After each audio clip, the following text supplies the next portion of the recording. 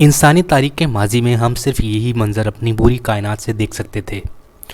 کچھ ہزار ستارے جو رات کے مخملی اندھیرے میں ٹمٹماتے نظر آتے تھے، اور یہی منظر ہے جو ہم ایک صاف اندھیری رات کو دیکھ سکتے تھے، یہاں تک کہ دوربین کی ایجاد نے یکا یک منظر بدل کر رکھ دیا۔ ہم نے قریب سے سیاروں کا مشاہدہ کیا، دور دراز کے ستاروں اور کہکشاؤں کو دیکھا، اور کائنات کے حیرت انگیز راز کھلنا شروع ہوئے۔ آج ہمارے پاس نہایت زبردست دوربینیں ہیں جن کی مدد سے ہم نے کائنات میں وہ کچھ دیکھا جس کے متعلق ماضی کے سائنسدان تصور بھی نہیں کر سکتے تھے۔ آسمان سے متعلق انسان کو ہمیشہ تجسس رہا ہے۔ ہم نے آسمان کا مشاہدہ کیا اور اس کی گہرائی اور پیچیدگی نے ہمیں حیران کر دیا۔ خلا، ستاروں، سیاروں اور کہکشاؤں کی حیرت انگیز دنیا ہے جہاں وقت کو کئی اربوں خربوں سالوں میں ناپا جاتا ہے اور فاصلوں کو کروڑوں اربوں خربوں میلوں میں ناپا جاتا ہے۔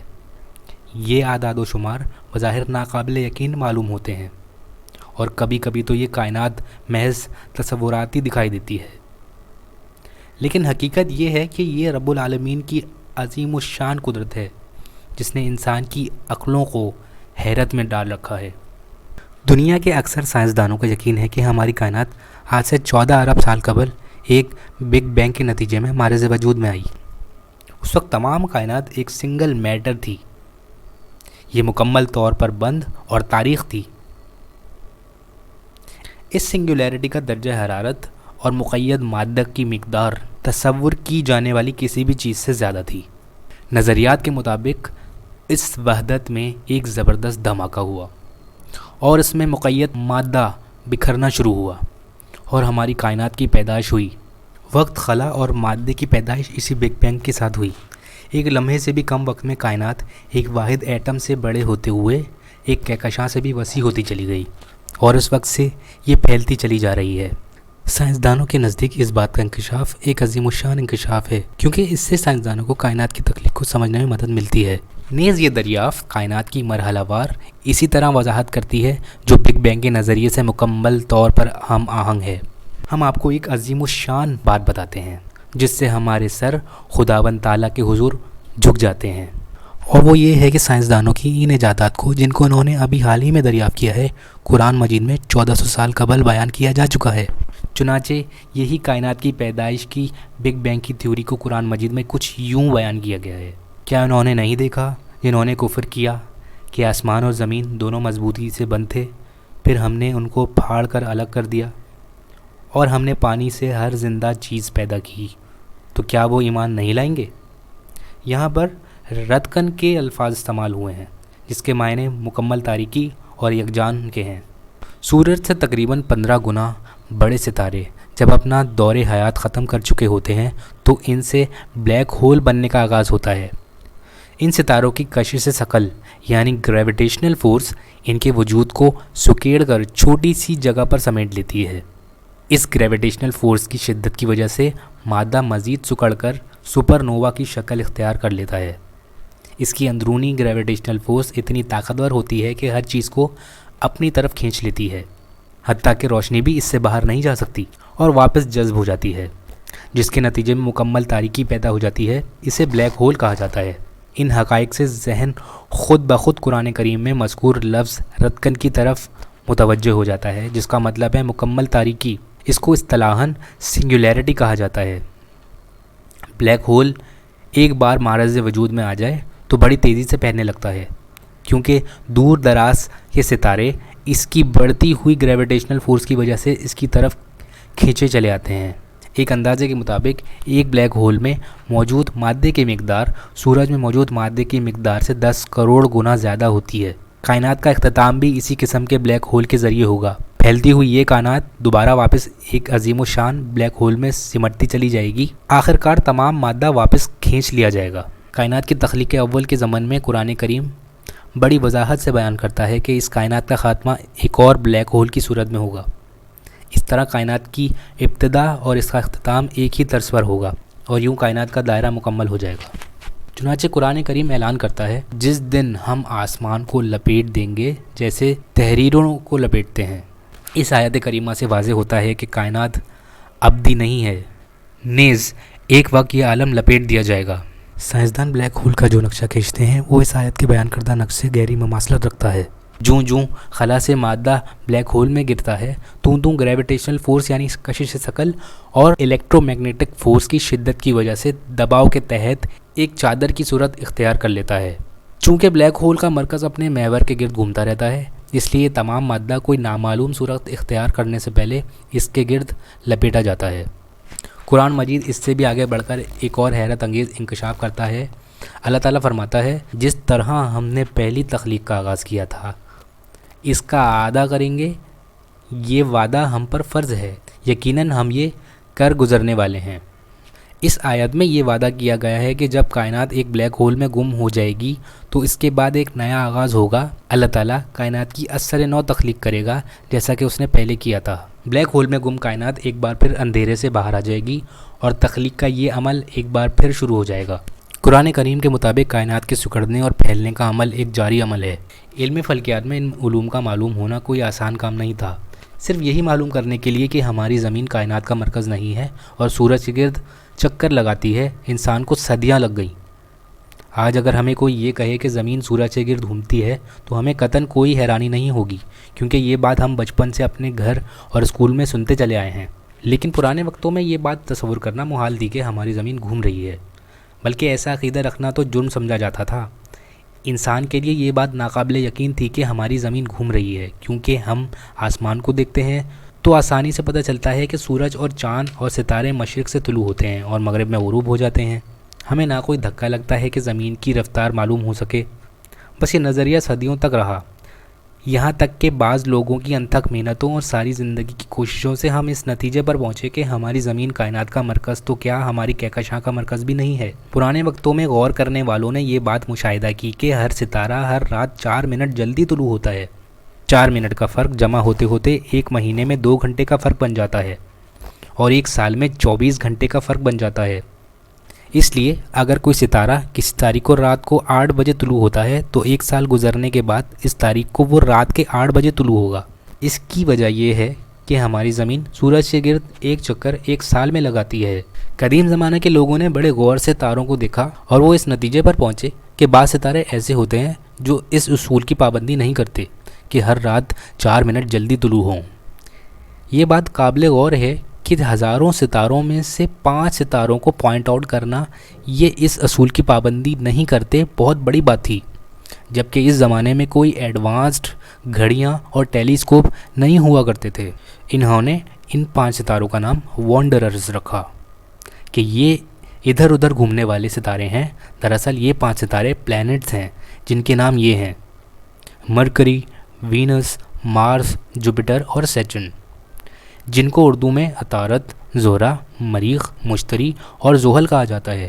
سائنسدانوں نے اپنی زندگی کی ساری راتیں اسی مشاہدے میں صرف کر دیں کہ کون سا ستارہ کہاں ہے، کب طلوع ہوتا ہے، کب غروب ہوتا ہے، اور یہ بات آہستہ آہستہ پختہ ہوتی چلی گئی کہ زمین نظام شمسی کا مرکز نہیں ہے۔ یہاں تک کہ گیلیلیو نے 1609 میں ایک ٹیلیسکوپ بنایا اور اس نے کہا کہ دیکھو، اب میری دوربین سے دیکھ سکتے ہو کہ جوپیٹر کے گرد اس کے چاند ہیں جو اس کے گرد چکر کاٹ رہے ہیں، ہماری زمین کے گرد نہیں۔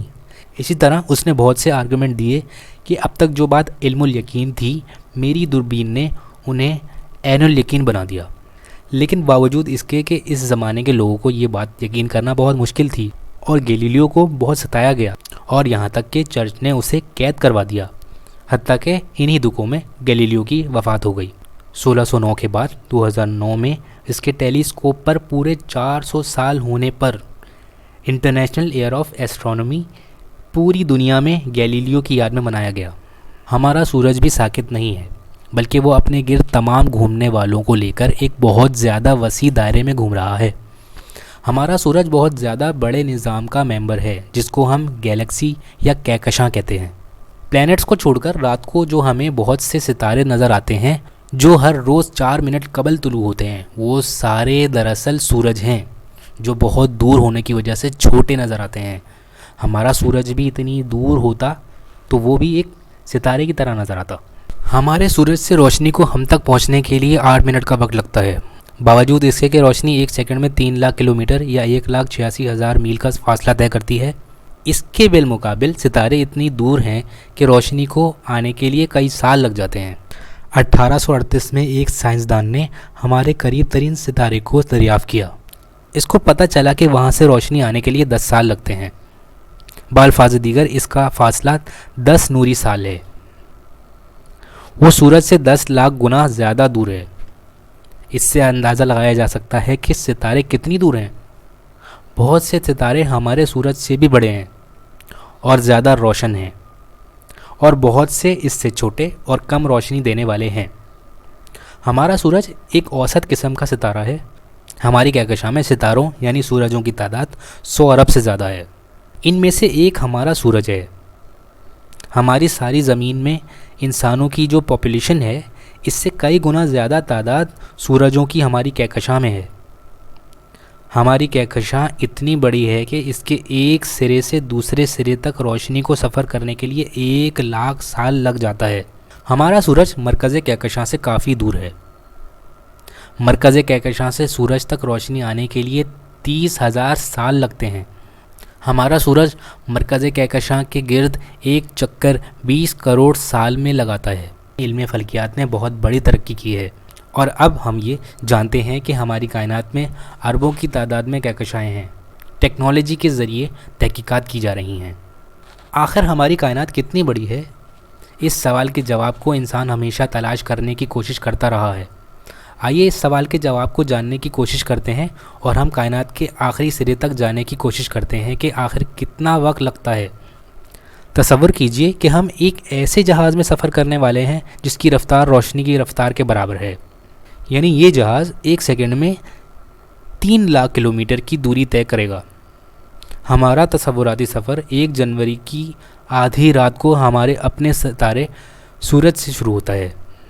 ہم چند لمحوں میں مرکری کے قریب سے گزرتے ہیں، پھر وینس اور پھر ہماری زمین۔ 93 ملین میل کا سفر ہم نے محض 8 منٹ اور 19 سیکنڈ میں پورا کر لیا ہے۔ ہم سیارے مارس کے قریب سے گزرتے ہیں، پھر جوپیٹر، سیچرن، یورینس، نیپچون۔ 5 گھنٹے اور 31 منٹ کے بعد ہم پلوٹو کے پاس سے گزرتے ہیں۔ ہم نے تقریباً 3.5 ارب میل کا سفر طے کر لیا ہے، اور تاریخ ابھی بھی 1 جنوری ہی ہے۔ ہم نظام شمسی کے باہری کناروں تک پہنچ رہے ہیں۔ سورج اور اس کے ساتھی سیارے اور ہماری زمین ہمیں نگاہوں سے اوجھل ہوتے دکھائی دے رہی ہے۔ خلا میں اب ہمیں صرف ستارے دکھائی دے رہے ہیں۔ 1 سال گزرتا ہے، دوسرا سال، تیسرا سال، چوتھا سال۔ آخرکار ہم 5ویں سال کی 19 اپریل کو ہمارے قریب ترین ستارے الفا سینٹوری کے قریب سے گزرتے ہیں۔ ہم نے 25 ٹریلین میل سے زیادہ کا سفر طے کر لیا ہے، اور ابھی تو ہمارا سفر بامشکل شروع ہی ہوا ہے۔ اب ہم سورج سے 10 نوری سال یعنی 10 لائٹ ایئرس دور ہیں، اور ہمیں ہماری اپنی کہکشاں کے ستارے سکڑ کر اکٹھے ہوتے دکھائی دے رہے ہیں۔ 100 سال گزرنے کے بعد ہمیں ہماری اپنی کہکشاں جس کا نام ملکی وے ہے، اس کی مکمل اسپائرل شکل دکھائی دینا شروع ہوتی ہے۔ یہاں سے الگ الگ ستاروں کی روشنی کے بجائے ہمیں صرف پوری کہکشاں کی مجموعی روشنی دکھائی دے رہی ہے۔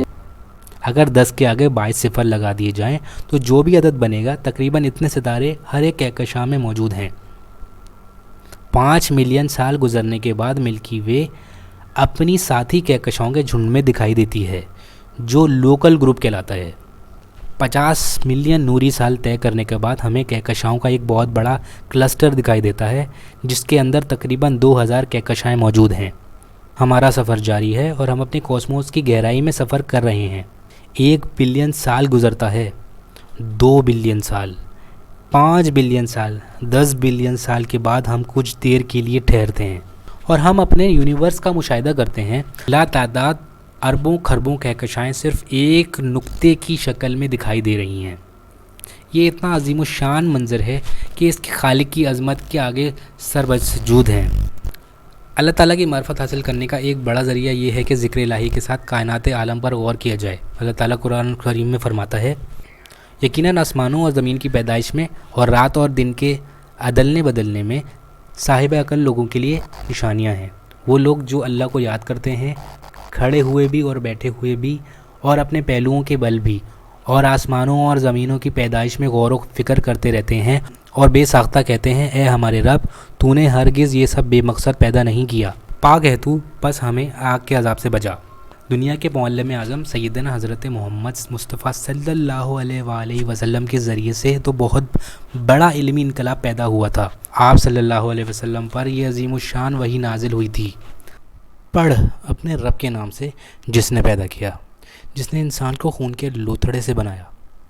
پڑھ تیرا رب بڑا ہی کریم ہے، جس نے قلم کے ذریعے علم سکھایا، جس نے انسان کو وہ کچھ سکھایا جو وہ نہیں جانتا تھا۔ یہ سب سے پہلی وحی تھی جو ہمارے نہایت ہی پیارے آقا حضرت محمد صلی اللہ علیہ وآلہ وسلم پر نازل ہوئی تھی۔